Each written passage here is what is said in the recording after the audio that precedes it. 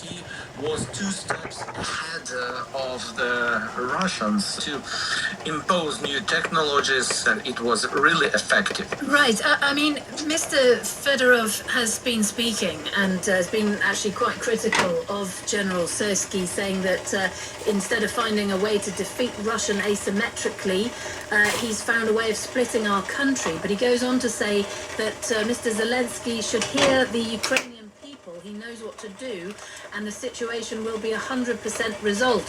Do you think he's talking there about sacking General Syrskyi and putting him back in as defense minister? Very difficult to predict the development of the situation. If Zelensky really takes care on the success of the Ukrainian army on the battlefield, and if he understands that the vision of the future of the war is much more important to have than to have a tactic solutions with using mass stormtroopers, it will be a very clear answer that in this case the future have to defeat the past, and the changes are really inevitable. But we understand that also Zelensky is sometimes too stubborn in all tasks, not only in necessaries. So I understand that for a while we can stuck for some period with uncertain situation.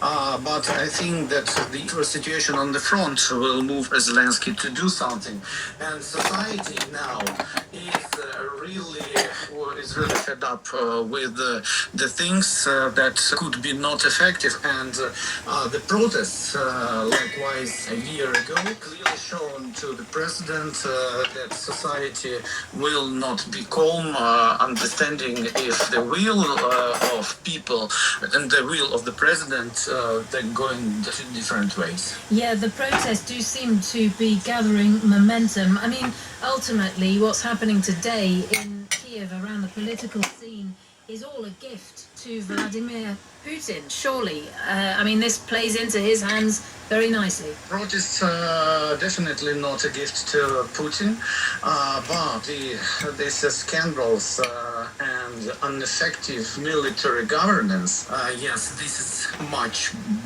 better gift than other reflections that Ukrainian society shown to the president. And that was an MP for the opposition European Solidarity Party, Volodymyr Ariev, speaking to us just before we came on air. So how serious is all of this politically for President Zelensky, and what will it do to the Ukrainian war effort against Russia? We're joined live now by our Eastern Europe correspondent, Sarah Rainsford, who's in Western Ukraine. Sarah, first of all, can you tell us a bit more about the significance of the contribution Mr. Fedorov made and why he is so popular with the people? Yeah, I think it coincides very much, his time in the ministry coincides very much with a real campaign by Ukraine to increase the pressure on Russia, and that has been successful in terms of the long-range and the mid-range drone strikes, and that is part of the reason why he's so popular with many Ukrainians, because they associate him with that time when, basically the first time in almost 4 years, when they felt that they're on the front foot in their war to defend themselves against Russia's invasion. So it is fair to say that it's partly about that kind of coincidence, but I don't think that is a coincidence. So the fact is that because of the way Mikhail Fedorov has tried to reform the defense ministry, he's focused very much on cutting through bureaucracy, on getting equipment to the troops when and where they need it. So, for example, one of the things he did was to say, okay, we don't have the budget for a massive amount of drone purchasing right now, so let's take the wages that are meant to be, allocated for the end of the year. Let's take the money for December, worry about December when December comes, and use that money right now for the needs we have right now on the front line. So he kind of does things in an unorthodox way because he's very focused on the results, and the results for him mean the technology being in place to allow Ukraine's troops to fight a modern kind of war and to give them the best possible advantage at this point, because the thing that I've been hearing for the last 3 weeks over and over again is that Ukraine doesn't want to go into another winter like the last winter. It was terrible. It was freezing cold. There was no heating. They were struggling. They want to try to push for peace talks right now. And I think that it's fair to say Mikhail Fedorov's approach has been quite central to that push. So we heard there from that MP who was himself quite critical, it seems, of General Syrskyi, kind of implying that he's a little bit old-fashioned in his methods. What is the view of him more generally in the country? Yeah, I mean, it's the view that you hear increasingly. Certainly, I think this dispute has really blown that out into the public, because what the protesters have been saying is, one of the chants they've been saying is, we want to go forward towards Europe and not back to the USSR. And there is this kind of presentation of what's happening now as a battle between the generations. So Mikhail Fedorov, the young, techie guy, the tech-savvy guy on the one hand, and the old-style general on the other. And the suggestion was that by trying to appoint the current interior minister to become the next defense minister, that President Zelensky was kind of playing to the old school, the old guys, and not to the new face, which is represented by Fedorov, and the way he's trying to shift Ukraine and shift its defense ministry to and its military effort. So it's certainly being presented as kind of battle of the two guards by many people. Yeah, so where does this leave President Zelensky then? I mean, it can't be very comfortable having people out on the streets. I mean, as I mentioned, one person there calling him an idiot for letting this happen. Has he got to do a U-turn now, or could this be politically dangerous for him? I think it is a really difficult moment. He obviously had a headache, because there was quite clearly a conflict between his commander-in-chief and his defence minister. That was something that people rumoured and talked about, but not openly, and now that is out in the open. So he had that headache to deal with, but now he has another one, which is that the defence minister, who he's just sacked, is now openly criticising his commander-in-chief. So he needs to decide whether this is going to explode into a massive crisis of confidence in Ukraine's military effort, or indeed a crisis of confidence in him and his decision-making, or if somehow he's going to kind of nip this in the bud and manage what could be a blooming crisis. But I think the fact there are protesters out on the streets, the fact that these specific people are making these specific allegations, it is a problem for Volodymyr Zelensky, and as yet we don't quite know how he's going to deal with it. Well, I know you'll be watching it for us, and will be bringing us all the latest on that. Thank you so much for joining us live there from Western Ukraine. That's the BBC's Eastern Europe correspondent, Sarah Rainsford, there joining us live.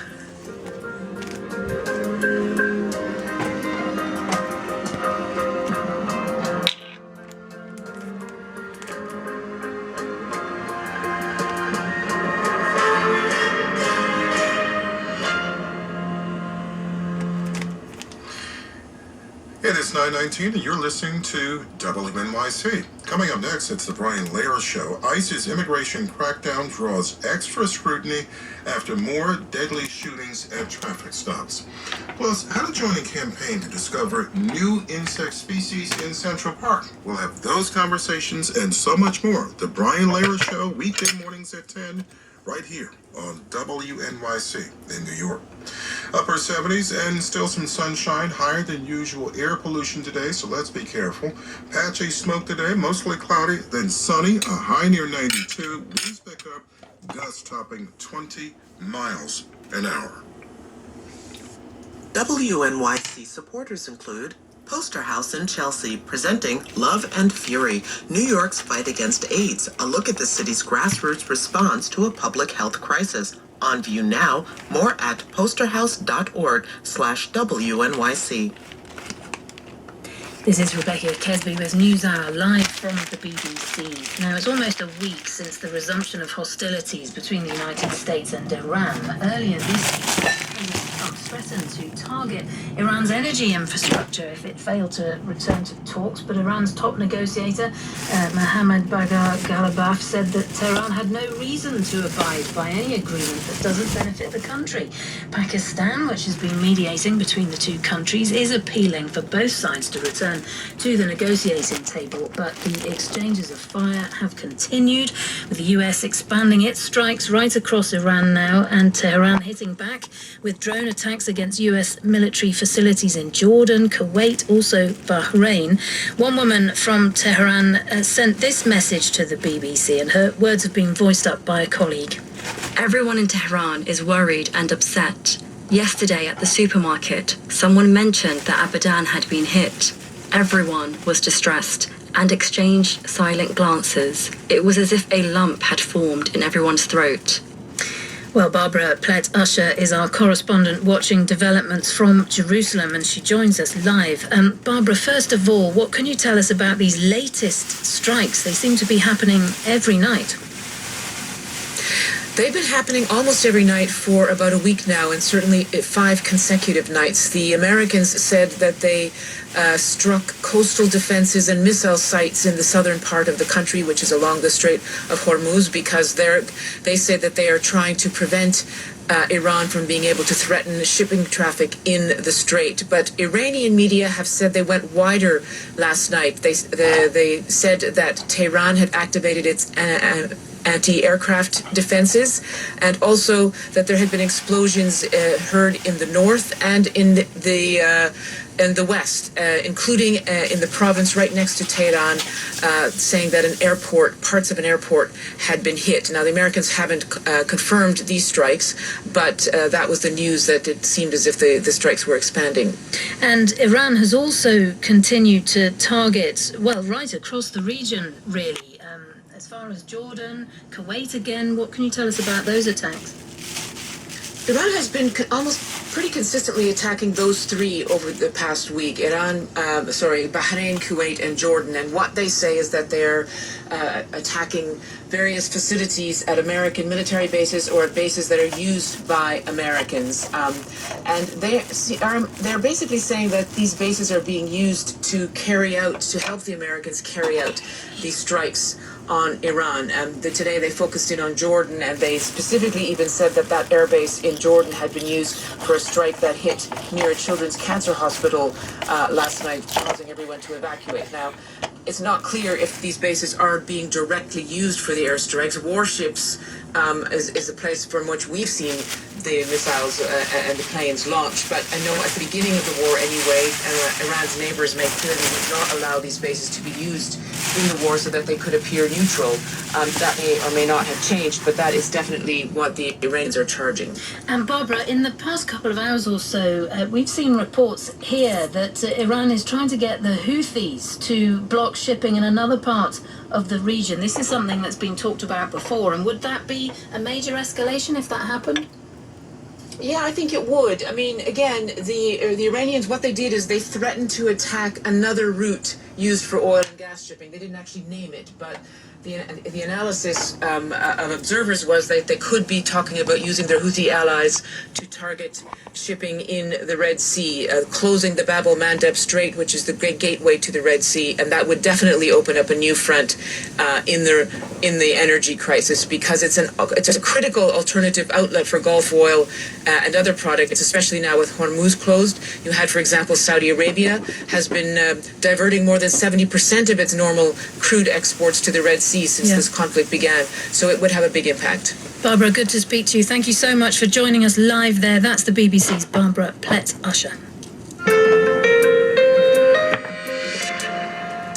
Next, the Port of Rotterdam is Europe's largest freight hub, built on land reclaimed from the North Sea and long powered by fossil fuels. The port hosts some of Europe's biggest oil, chemicals and container terminals, but now it pitches itself as a laboratory for green ports, with a climate plan that promises to slash its own direct and purchased energy emissions by 90% by 2030 and move towards climate neutrality by mid-century. But the sprawling industrial hub faces a new climate lawsuit that questions whether a port of this scale can ever truly go green. Our Netherlands correspondent Anna Holligan has been given special access to the port and the people shaping its future. The Port of Rotterdam has a problem. Our current emissions are 29 million tons of CO2. The equivalent of 60,000 flights, return flights from Amsterdam to Los Angeles. Yeah. We're driving through the vast industrial site with Mark van Dijk, Head of External Relations at the Port of Rotterdam. authority. It's not very good. Sometimes we are just waiting till there is one magic solution that suddenly solves all the climate emissions. Well, I can promise you that won't be there. Standing on the edge of a grassy verge, the horizon's dominated by cranes, bulk carriers and container stacks. The visible part of a vast energy and chemicals hub. Just step down a little bit because we don't need to be in this sheltering from the wind. Director of the Environmental Advocates for the Future, Michael van Vissen. We are not asking to shut down the port immediately. This is a really big industry. We are still, as a society, very dependent on it. But He's launched a lawsuit to compel the port to reach its own climate targets faster. Among other things, the port's developing a hydrogen hub, investing in on and offshore power, and there's also an effort to mitigate CO2 emissions with carbon capture and storage. So do you think those innovations that they're working on will have any real impact? to be honest, no. Wow. We've just boarded a gleaming white yacht. Have to get my sea legs back on. Hi, you're on the boat of the Port of Rotterdam. Oscar van Veen is the port's director of innovation. We try to work together with the polluters and slowly phase them out, as fast as possible, of course. It's such a challenge when the core business is so fossil fuel intensive. We say we rather have it grey here than black elsewhere. So find innovative ways to phase it out and phase the new energy carriers in. What do you think will make the biggest difference? As Europe, we have to create a level of playing field. We want our port to be greener. Do you see innovations being capable of getting to the point where the people who are working in the fossil fuel industry now will have been redeployed into something that's cleaner and greener? Absolutely. There will still be factories, only it won't be coals anymore, but it will be hydrogen. Also with the digital transition, with every new technology, people were afraid of their jobs, but that it resulted in more jobs, only different. For instance, also AI. It can help us do our job better. But many of the biggest emitters in this port answer to headquarters in the US or China. If the rules in Rotterdam become too tight, they can simply move. And a contrast in legislation sharpens Rotterdam's concern, and the activists' resolve. If we can get a court to say, you really need to do something against climate change, that can set a precedent not only for the Netherlands, but for the world as a whole. The port insists they are heading in the same direction. The disagreement is over how fast and how radically to change. That report complete with Seagulls by the BBC's Anna Holligan there in the Netherlands. Stay with us, you're with NewsHour from the BBC. Distribution of the BBC World Service News Hour in the United States is made possible by American Public Media, producer and distributor of award-winning public radio content, engaging audiences, creating meaningful experiences, and fostering conversations. APM, American Public Media, with support from Bank of America, sponsor of the FIFA World Cup 2026, dedicated to offering solutions to help businesses meet their goals locally and globally. More at bankofamerica.com/gamechangers. On the next Brian Lehrer Show, ICE traffic stops are on again per President Trump's order, just a day after the government said they'd be suspended following the killing of a motorist in Maine. What can and what should happen next? Also, when is it good to get genetic testing for one potential disease when you might get results about others that you can't do anything about? The Brian Lehrer Show, weekdays at 9 a.m. on WNYC. WNYC supporters include the New York Hall of Science, a hands-on science center and learning lab in Queens, welcoming families to explore daily demos, interactive science exhibits at Playground, and more. Tickets at nysci.org. This is WNYC 93.9 FM and AM 820, NPR News and the New York Conversation. It's the BBC NewsHour on WNYC. Upper 70s now, partly sunny at 9:31. Here are the headlines. The United States has intensified its strikes on Iran, hitting targets farther north. American forces also fired into a ship the U.S. accused of trying to break its naval blockade on the Islamic Republic. Tehran retaliated early today with missile and drone fire targeting U.S. allies Bahrain, Jordan, and Kuwait before dawn. Days of back-and-forth strikes by the U.S. and Iran across the Middle East and renewed threats to the Strait of Hormuz have shredded the interim deal to end the war in Iran, and the region could tip back into an all-out war. Already, Iranian officials say U.S. strikes have killed more than 35 people and wounded more than 300 others. The number of cooling towers testing positive for Legionella bacteria on the Upper East Side has grown to 76. WNYC's Caroline Lewis has more. The towers were tested as part of the City Health Department's investigation into an outbreak of Legionnaire's disease. The severe form of pneumonia has sickened more than 60 people so far. The Metropolitan Museum of Art, the Guggenheim, and multiple private schools are among the buildings with towers that tested positive. City health officials say going inside the buildings doesn't put people at higher risk, and more testing is needed to figure out which cooling tower caused the outbreak. Building owners are being ordered to disinfect any towers that tested positive. A spokesperson for the Guggenheim says the museum followed all cooling tower regulations. The Met has yet to respond to our request for comment. Upper 70s with some sunshine now. Air quality alert once again. Patchy smoke today, mostly cloudy, then sunny. High near 92. Winds pick up, gusts topping 20 miles an hour. More smoke tonight, a low around 72. More smoke in the morning, sunshine in 87. Alternate side parking, the meters are in effect. Welcome back to NewsHour. Now, take a listen to this.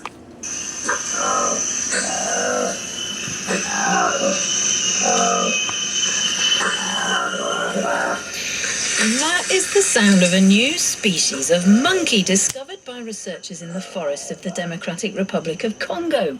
Colobus congoensis, to give it black-furred little primate its full Latin name, is part of a wider grouping of colobus monkeys, which are herbivores. They live high up in the tree canopy of the Lomami National Park in central DRC, but is only the fifth monkey species to be discovered in Africa in the past 75 years. Scientists embarked on this mission to find the orange-lipped monkey based on a blurry photo taken of one from nearly 20 years ago, and some local people also knew of the monkey's existence, but they rather call it its common name, Likweli. Professor Kate Detweiler and PhD student Junior Amboko from Florida Atlantic University both played key roles in its discovery.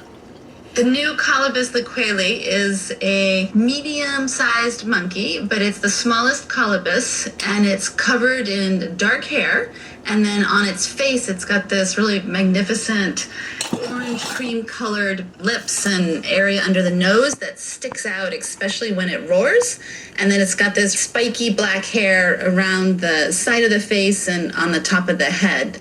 It's not easy. The Lomami National Park is a very remote place, difficult to access and high, and probably this is why it took a long time to actually discover the species and also collect more data on it. Having a new monkey species come to light is just really rare. We had an earlier discovery in 2012 from the same landscape on the west side of the Lomami River, and now we're on the east side. So we're really excited for learning more about what its ecology is and its evolution. It's really, really extraordinary.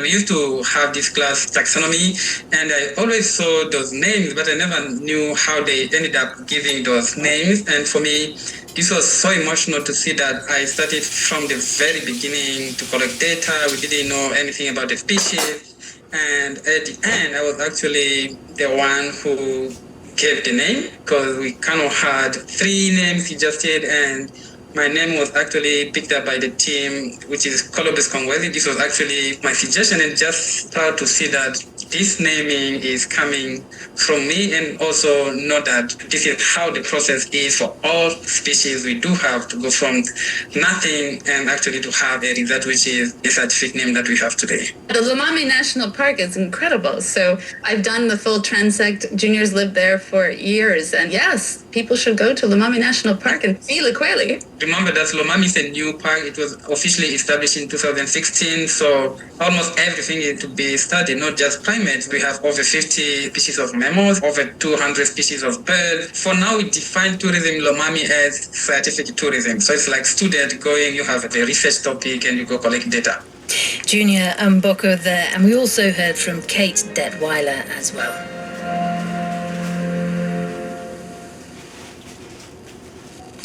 You're listening to NewsHour live from the BBC. I'm Rebecca Kesby. It's nearly 8 years since Italy's worst infrastructure disaster in decades. On August the 14th, 2018, in torrential rain and a strong summer storm,